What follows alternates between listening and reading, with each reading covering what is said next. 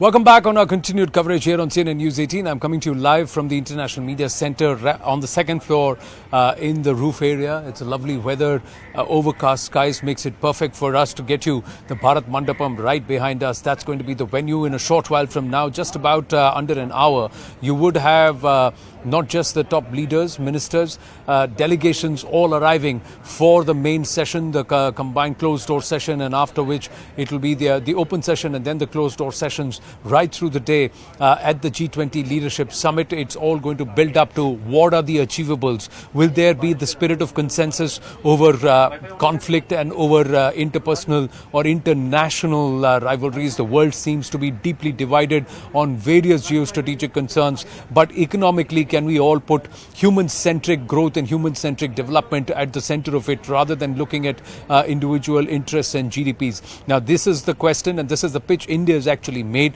saying let's look at one earth, one family, one future. You'd always have fights in a family, but you always work towards the betterment of the family as a whole. Can we do that? The pitch for the Africa Union, 55 plus nations to become a permanent part of the G20, just like the European Union, taking the overall strength to about 90 nations.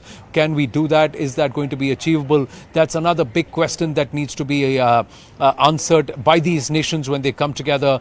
German Chancellor has touched down. Mohammed bin Salman should be touching down. He's actually on a state visit, so he will stay on beyond the 10th into the 11th of September for the G20 because he's a state guest in India. There is the President's Rashtrapati's dinner later this evening, and there will be a cultural extravaganza. And this beautiful structure right behind me, designed in the form of a conch with all the symbolisms of Bharat's culture and civilization, will look totally different.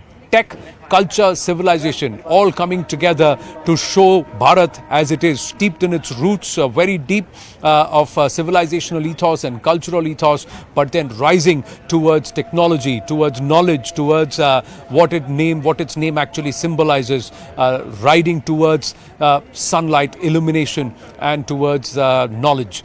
Pallavi Ghosh is with us at this International Media Center. Pallavi, so have you found yourself a cozy corner, or are you upping your step count on the pedometer? Because this is 10,000 square meters of area, perhaps one of the largest media centers that I've ever seen.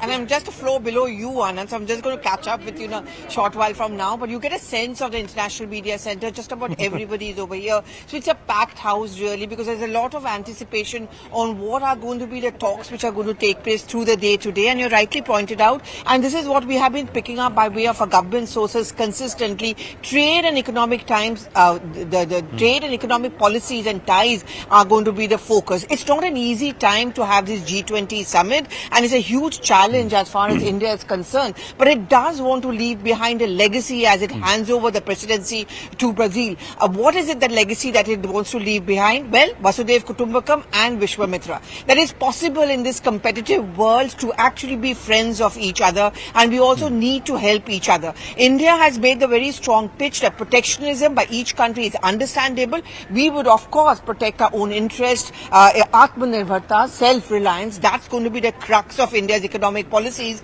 but at the same time we open our doors to foreign investment. I mean, for example, the Apple manufacturing company coming up first over here in India gives a lot of scope for skill development, gives us a lot of scope for employment. So what are quickly the points which I've been picking up, and we have been reporting this? Cryptocurrency on the agenda. That's a huge achievement, I would say, by the Indian government to put it on the agenda. There was a strong resistance which came in from many countries. India managed to convince them.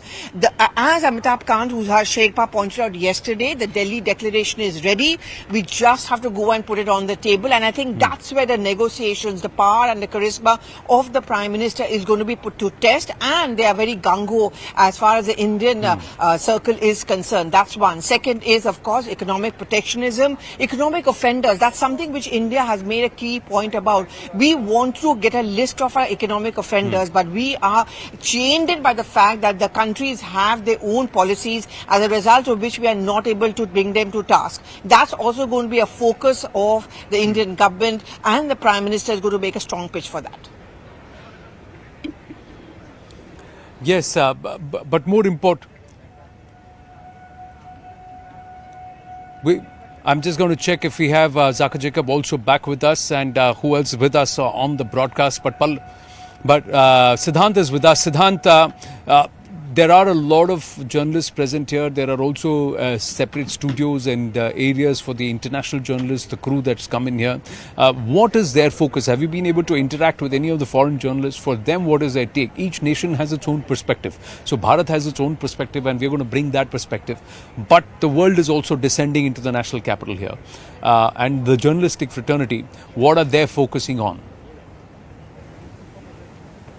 Well, Anand, there is a standard which has been set by all these multilateral for these multilateral events that event will be considered successful if there is a joint declaration, if there is a joint statement, and that is perhaps what Bharat is working on right now. And as Pallavi was saying, that a lot now relies on Prime Minister's charisma and might to build consensus, because since all these leaders have already arrived in the national capital, so there must be back channel going on. And with regard to the joint declaration, as far as Sherpa track is concerned, Anand, so Para 3 and Para 4, to which Russia and China has been raising objection to. So we could see a fresh language, or perhaps language can be reworked, something of that sort can be done. Talking about the finance track, Anand, there were two objections which were raised in the finance track,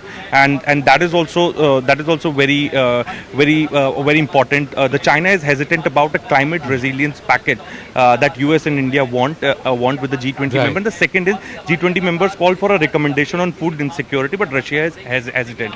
So these are the two objections which have been raised by Russia and China in the finance track. But as Pallavi said, and perhaps the journalists here are also interested in knowing that what is going to be the fate of India's G20 presidency. But Anand, one thing is for sure, that India is a voice of Global South. When China says that China is a leader of Global South, India is a voice of Global South, and that India has proven. The kind of agenda, other than these 4 points which I have highlighted, is very sustainable, balanced, developmental, and perhaps the agenda is only to push to accelerate the growth of the countries from the Global South. So Anand, from very beginning, these countries from the West were trying to trap India by saying that Russia-Ukraine war is impacting the food prices, impacting is causing inflation. But India has maintained the position by saying that this presidency is dedicated to the concerns of Global South.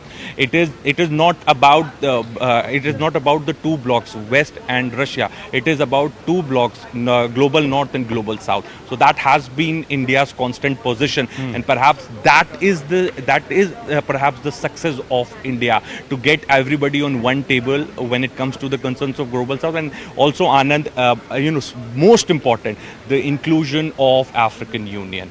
I guess that is a landmark achievement for India, and the way India has convinced all other nations, Anand, for their inclusion. We could see perhaps maybe today or tomorrow when the joint statement will come, that mostly African Union is going to, in all likelihood, African Union is going to get inducted, and it would be interesting to see whether name gets changed to G21 or it will remain G20.